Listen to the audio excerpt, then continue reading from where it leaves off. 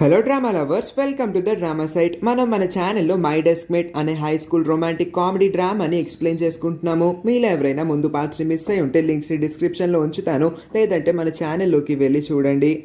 Episode ఓపెనింగ్లో school principal miss చెన్ని అతని ఆఫీస్కి అయితే పిలిపిస్తాడు. ఎందుకంటే మిస్ చెన్ డీల్ చేస్తున్న లిటిల్ కింగ్ కాంగ్ ఇంకా షెన్జే జిన్హాన్ వాళ్ళందరూ ఉంటున్న క్లాస్లో అయితే స్కోర్స్ ఎప్పటికీ పెరగట్లేదు. వాళ్ళెవ్వరూ సరిగ్గా చదవట్లేదు. మిస్ చెన్ వాళ్ళ క్లాస్ టీచర్ కాబట్టి ఈమెని పిలిపించి వాళ్ళందరినీ సరిగ్గా చదివించండి, లేదంటే మీ జాబ్కే రిస్క్ ఉంటుంది అని చెప్పి మిస్ చెన్ అయితే అక్కడి నుంచి పంపిస్తాడు.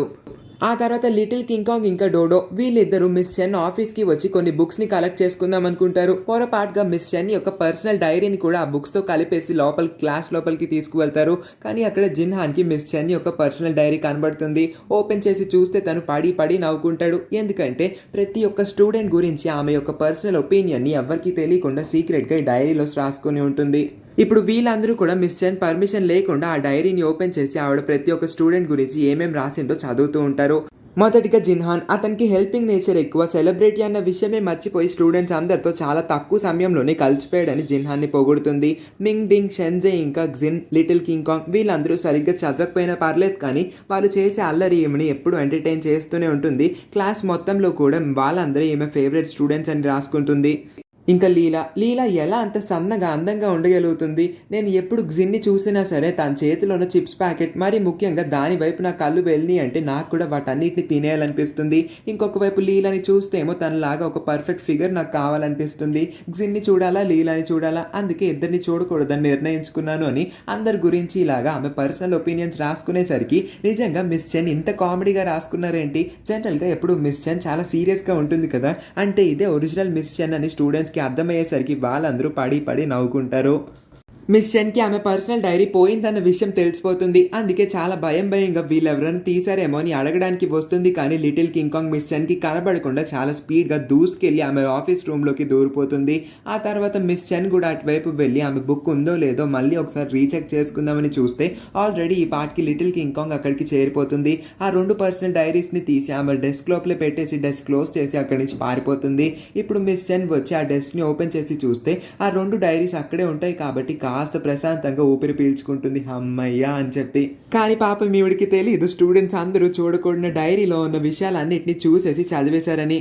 ఆ తర్వాత డోడో లైబ్రరీ నుంచి స్టడీ మెటీరియల్స్ తీసుకొస్తూ ఉన్నప్పుడు జియాంగ్ చెంగ్ మాస్క్ ఇంకా క్యాప్ పెట్టుకొని ఏదో దారి కోసం డోడో దగ్గరికి వచ్చి ఈ దారికి ఎటు వెళ్ళాలని అడిగితే డోడోకి కూడా కొంచెం కన్ఫ్యూజన్ ఉంటుంది. మాస్క్ ఇంకా క్యాప్ పెట్టుకోవడం వల్ల అతను జియాంగ్ చెంగ్ అన్న విషయం క్లియర్గా తెలియదు కాబట్టి నార్మల్ వ్యక్తి అనుకొని తిని కూడా పెద్దగా రియాక్ట్ అవ్వదు.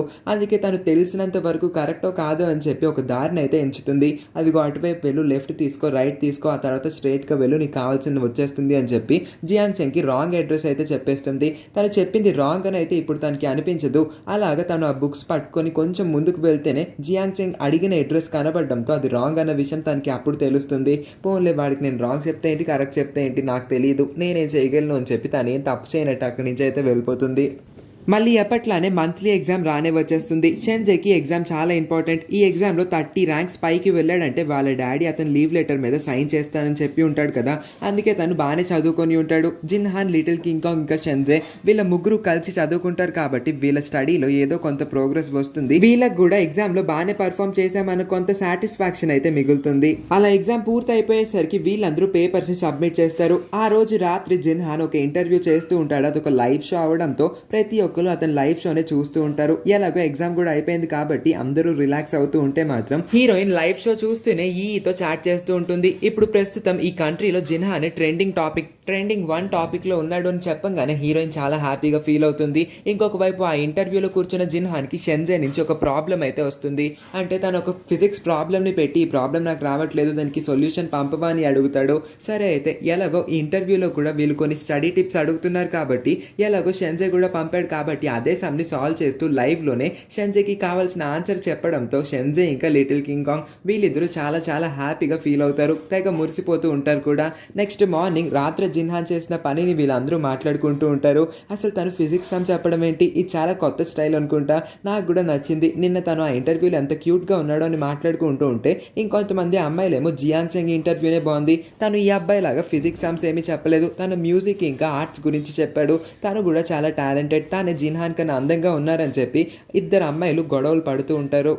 హీరోయిన్ ఒక చెవుని ఆ అమ్మాయిల మీద అయితే వేస్తుంది. అందుకే ఈ మాటలన్నింటినీ విన్న తర్వాత జిన్హాన్ దగ్గరికి వెళ్ళి వాళ్ళ మాటలు అసలు నువ్వేమీ పట్టించుకోవద్దు, నీకన్నా జిగాంగ్ సింగ్ ఏమీ అంత అందంగా ఉండడు, వాడికన్నా నువ్వే బాగుంటావు, రాత్రి నీ ఇంటర్వ్యూనే నేను చూశాను, అయినా జియాంగ్ సింగ్ కన్నా నువ్వే ఎక్కువ సార్లు ట్రెండింగ్ పేజ్లోకి వెళ్ళావని జిన్హాన్ ఆల్ టైమ్ రికార్డ్స్ అన్నిటిని హీరోయిన్ మళ్ళీ జిన్హాన్కి ఒకసారి గుర్తు చేస్తుంది.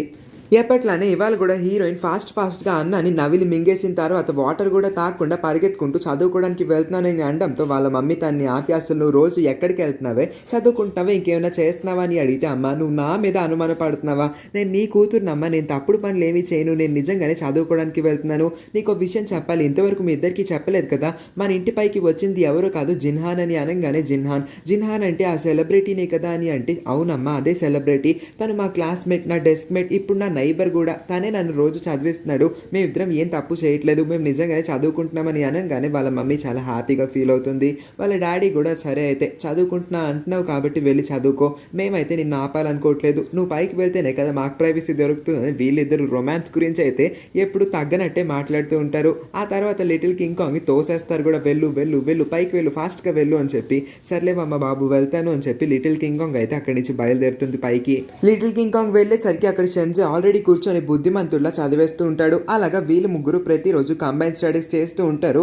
నెక్స్ట్ డే వీళ్ళ రిజల్ట్స్ కూడా వచ్చేస్తాయి. లిటిల్ కింగ్ కాంగ్ కింద నుంచి తను ఎన్ని ర్యాంక్స్ పైకి వెళ్ళిందని కౌంట్ చేసుకుంటూ ఉంటే తను చాలా హ్యాపీగా ఫీల్ అవుతుంది. దాంతో పాటు షాక్ కూడా అవుతుంది. ఎందుకంటే తను ఎప్పట్లా కాకుండా లాస్ట్ ర్యాంక్ తెచ్చుకోకుండా లాస్ట్ నుంచి 40 ర్యాంక్స్ పైకి వెళ్ళడంతో చాలా హ్యాపీగా ఫీల్ అవుతుంది.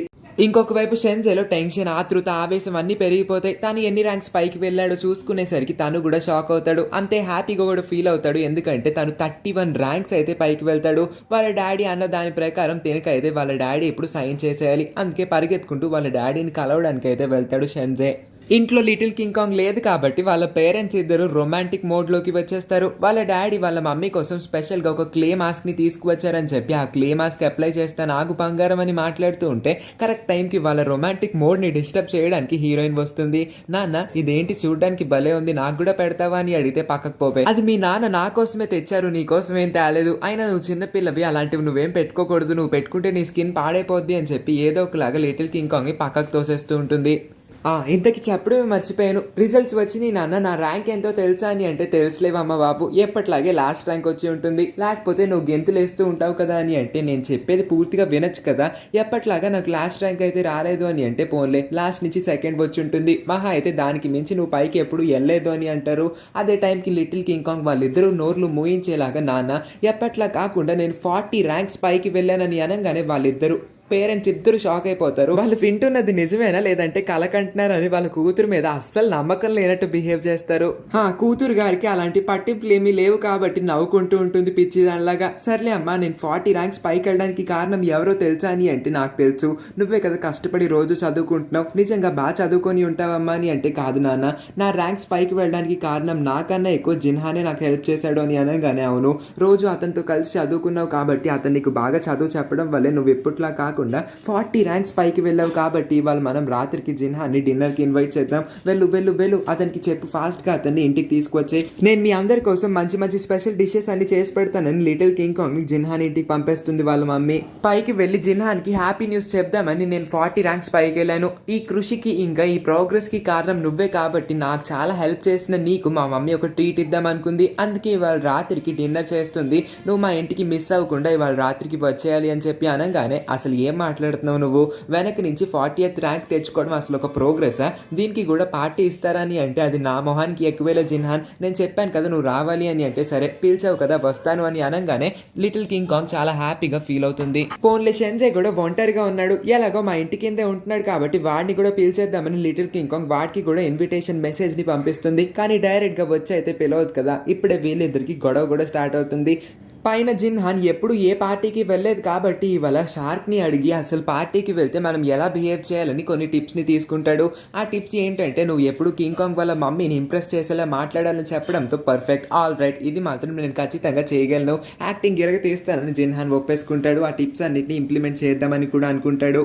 కిందున్న లిటిల్ కింగ్ కాంగ్ ఏమో అసలు చాలా రోజుల తర్వాత జిన్హాన్, అసలు చాలా రోజులేంటి మొదటిసారి జిన్హాన్ మా ఇంటికి వస్తున్నాడు, అతన్ని ఇంప్రెస్ చేసేలా, అతని కళ్ళు జిగేలు మనిపించేలా నేను ఒక మంచి డ్రెస్ వేసుకోవాలి అని చెప్పి ముందు తను ఎప్పుడు వేసుకునే ఒక కుంగ్ఫు డ్రెస్ ని తీస్తుంది. ఇది వేసుకుంటే జిన్హాన్ ముందే పారిపోతాడు. ఆ తర్వాత ఒక రెడ్ కలర్ డ్రెస్ ని తీస్తుంది. ఇది వేసుకుంటే నేను ఒక రెడ్ బుల్ లా ఉంటాను అని చెప్పి తను ఏం వేసుకోవాలని కన్ఫ్యూజ్ అవుతూ ఉంటుంది. ఈ లోపే జిన్హాన్ ఇంకా షెన్జే వీళ్ళిద్దరు ఇంటి ముందుకు వచ్చేస్తారు. ఇద్దరు గొడవ మొదలు పెడతారు. లిటిల్ కింగ్ కాంగ్ నాకు స్పెషల్ ఇన్విటేషన్ గా ఒక మెసేజ్ పంపింది, నీకు పంపిందా ఏంటి అని షెన్జే అడిగితే, నీకు మెసేజే పంపింది అనుకుంటా, నాకు డైరెక్ట్ గా ఇన్ పర్సన్ నా ఇంటి దగ్గరికి వచ్చి డోర్ నాక్ చేసి మరి నాతో మాట్లాడి నన్ను ఇన్వైట్ చేసింది అని అనగానే, ఆహా అయినా ఏం పర్లేదు మెసేజే ఎక్కువ అని వీళ్ళిద్దరూ ఆపకుండా గొడవ పడుతుంటే వాళ్ళ డాడీ కరెక్ట్ టైంకి వచ్చి, జిన్హాన్ అంటే నువ్వే కదా, ఓ షెన్జే నువ్వు కూడా వచ్చావా, పర్లేదు రండి లోపలికి రండి మీ ఇద్దరు రండి అని చెప్పి జిన్హాన్ కి కాస్త ఎక్కువ ఇంపార్టెన్స్ ఇవ్వడంతో షెన్జేకి ఒళ్ళు మండిపోద్ది. వాళ్ళిద్దరూ లోపలికి వస్తారు కానీ జిన్హాన్ రావడం చూసిన కింగ్ కాంగ్ వాళ్ళ అమ్మ జిన్హాన్ ని చూసి, ఓ నువ్వు భలే పెద్ద అయిపోయావే, చిన్నప్పుడు నేను ఈ టెలివిజన్ డ్రామాస్ చూసేదాన్ని, నువ్వు ఒక క్యారెక్టర్ చేసావు, ఆ క్యారెక్టర్ అయితే సూపర్ ఉండేది, ఆ క్యారెక్టర్లో నువ్వు అద్భుతంగా ఉంటావు, చాలా హ్యాండ్సమ్ గా ఉండేవాడివి, ఇప్పుడు ఇంకా హ్యాండ్సమ్ గా తయారయ్యావు అని చెప్పి జిన్హాన్ని తెగ పొగుడుతూ ఉంటే పక్కన నుంచిన షెన్జేని అస్సలు పట్టించుకోదు వాళ్ళ మమ్మీ. అందుకే ఆంటీ నేను మీకు గుర్తున్నానా అని అడిగితే, నువ్వెందుకు గుర్తులేవు, నువ్వు షెన్జేవే కదా, అయినా మా ఇంటి పక్కకు మూవ్ అయినప్పుడు నువ్వు కనీసం మాకు ఇన్ఫార్మ్ అనేది చేయాల్సింది కదా, నీకు కావస్తే ఫుడ్ పంపిస్తూ ఉండేదాన్ని, అంకుల్ ఆంటీ ఉన్నారన్న విషయం మర్చిపోయావా ఏంటి అని చెప్పి షెన్జేని ఇంకేదైనా అవసరం అయితే అడగమని చెప్తారు. అదే టైంకి లిటిల్ కింగ్ కాంగ్ ఎక్కడ అని వీళ్ళిద్దరూ వెతుకుతూ ఉంటే లిటిల్ కింగ్ కాంగ్ చాలా స్టైల్ గా గ్రాండ్ ఎంట్రీ ఇస్తుంది. ఏవో వైట్ షూస్ వైట్ సాక్స్ వేసుకొని వైట్ కలర్ ఫ్రాక్ వేసుకొని ఉంటుంది. వీళ్ళందరూ అయితే షాక్ అయిపోతారు లిటిల్ కింగ్ కాంగ్ ని చూసి. మరి ముఖ్యంగా జిన్హాన్ లిటిల్ కింగ్ కాంగ్ కి బాగా అట్రాక్ట్ అయిపోతాడు. మరి కింగ్ కాంగ్ అందానికి వీళ్ళందరూ ఎందుకు ఇంతలా ఆశ్చర్యపోతున్నారో మనం నెక్స్ట్ పార్ట్ లోనే చూద్దాము. అవి కూడా మిస్ అవ్వకుండా చూడాలనుకుంటే మర్చిపోకుండా వెళ్లే ముందు ఈ వీడియోని లైక్ చేసి మన ఛానల్ ని సబ్స్క్రైబ్ చేసుకోండి. Thank you for watching.